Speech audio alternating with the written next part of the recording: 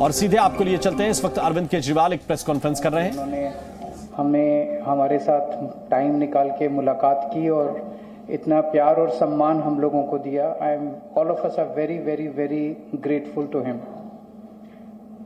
हमने अपनी पूरी बात उनके सामने रखी और जैसा भी उन्होंने कहा कि दिल्ली के लोगों को न्याय दिलाने के लिए वो उनकी पार्टी और उनकी पूरी सरकार दिल्ली के लोगों के साथ है।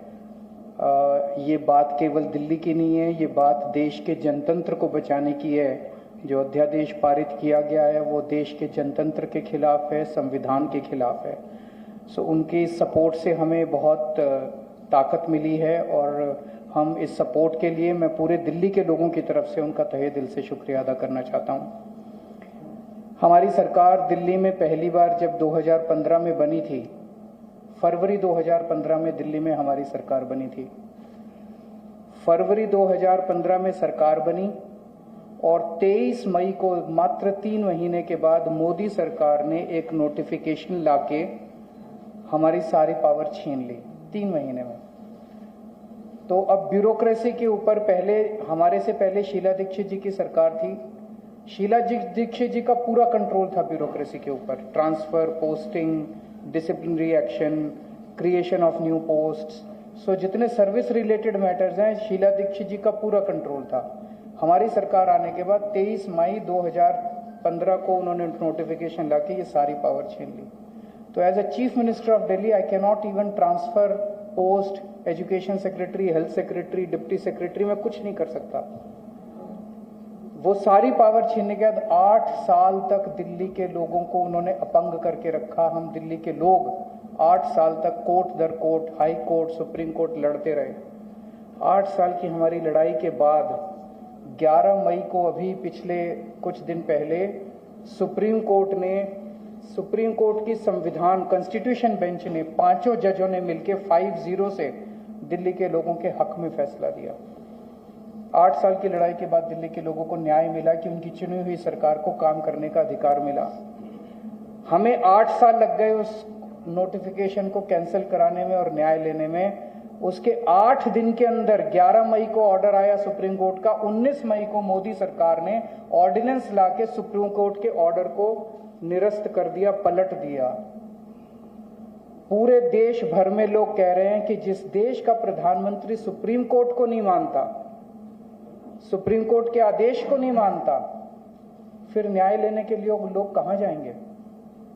अगर देश का प्रधानमंत्री कहता है कि मैं सुप्रीम कोर्ट के आदेश को नहीं मानता और कानून लाके वो आदेश को पलट देता है, तो फिर तो न्याय के लिए कोई जगह नहीं बच जाती है। कहां जाएंगे फिर लोग न्याय लेने के लिए? फिर तो कोई अंतिम चीज ही नहीं है। वो प्रधानमंत्री जी कहते हैं मैं नहीं मानता सुप्रीम कोर्ट को, ऐसे देश कैसे चलेगा? ये तो बिल्कुल गलत है। अब ये अध्यादेश लाके वापस सारी पावर छीन ली। तो एक तरह से जैसे अभी राव साहब ने बिल्कुल सही बोला, ये अध्यादेश दिल्ली के लोगों का अपमान है, घोर अपमान है। एक तरह से प्रधानमंत्री जी ये कह रहे हैं कि तुम जो मर्जी सरकार चुनो, मैं उसको काम नहीं करने दूंगा। तो दिल्ली के लोगों को चैलेंज कर रहे हैं प्रधानमंत्री मोदी जी कि तुम जो मर्जी सरकार चुनोगे मैं काम नहीं करने दूंगा। और ये बात केवल दिल्ली के लोगों की नहीं है, पूरे देश में हम लोग देख रहे हैं कि अगर किसी राज्य के अंदर लोग नॉन बीजेपी गवर्नमेंट बना देते हैं तो उसको काम नहीं करने देते। या तो 3 तरीके अपनाते हैं, या तो वहां पे एमएलए खरीद लेते हैं दूसरी पार्टी के, सरकार गिरा देते हैं। कितना हमने देखा, कितनी जगह पे देखा, एमएलए खरीद के सरकार गिरा देते हैं। या एमएलए तोड़ लेते हैं, ईडी भेज के, सीबीआई भेज के, डरा के एमएलए तोड़ लेते हैं, सरकार गिरा देते हैं। या फिर ऑर्डिनेंस ले आते हैं गवर्नर के जरिए, गवर्नर का गलत इस्तेमाल करके सरकार को तंग करते हैं। जैसे आप लोगों के गवर्नर आपके बिल नहीं पास होने देते, काम नहीं करने देते उन लोगों को। तो इस तरह से मैसेज ये है कि अगर कोई भी राज्य के लोग नॉन बीजेपी सरकार बनाएंगे तो हम उसको काम नहीं करने देंगे, सरकार तोड़ देंगे। ऐसे देश नहीं चल सकता। ये तो बहुत खतरनाक स्थिति है पूरे देश के सामने। मैं जो पूरे देश भर में घूम रहा हूं समर्थन मांगते हुए, मैं केवल अपने लिए समर्थन नहीं मांग रहा, मैं देश के संविधान के लिए और देश के जनतंत्र के लिए समर्थन मांग रहा हूं। हमारे जो स्वतंत्रता सेनानियों ने लड़ाई लड़ी थी वो ऐसे भारत की लड़ाई थोड़ी लड़ी थी कि एक पार्टी आएगी सेंटर के अंदर, वो पार्टी बस एक ही पार्टी का पूरे देश के अंदर राज होगा। जिस तरह से आज इन्होंने माहौल बनाया हुआ, फिर तो एक प्रधानमंत्री और 31 गवर्नर बस वो चला लें इस देश को, फिर मुख्यमंत्री बनाने की क्या जरूरत है, फिर चुनाव करने की क्या जरूरत है, फिर तो ये तानाशाही होगी।